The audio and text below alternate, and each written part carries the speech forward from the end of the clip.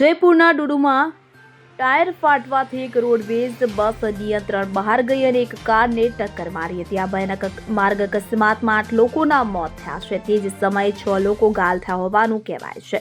અકસ્માત આજે બપોરે લગભગ 3:45 જયપુર અજમેર હાઈવે પર મોખમપુરા ખાતે થયો હતો.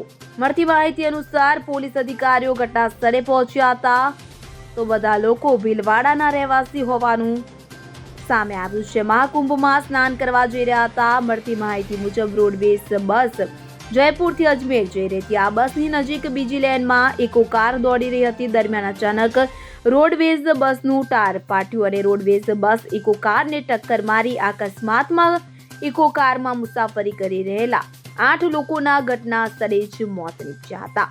અકસ્માતનો ભોગ બનેલી કારના ટુકડા થઈ ગયા હતા અને આ અંગે એસપી આનંદકુમાર શર્માએ જણાવ્યું હતું કે રોડવેઝ બસ જયપુરથી અજમેર જઈ રહી હતી.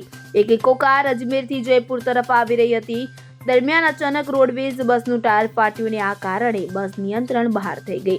તે ડિવાઈડર ઓળંગી ગઈ અને બીજી બાજુથી આવતી કાર સાથે અથડાઈ હતી. Bureau report CN24 news. હવે જુઓ દેશ દુનિયાની તમામ ખબરો તમારી આંગળીના ટેરવે.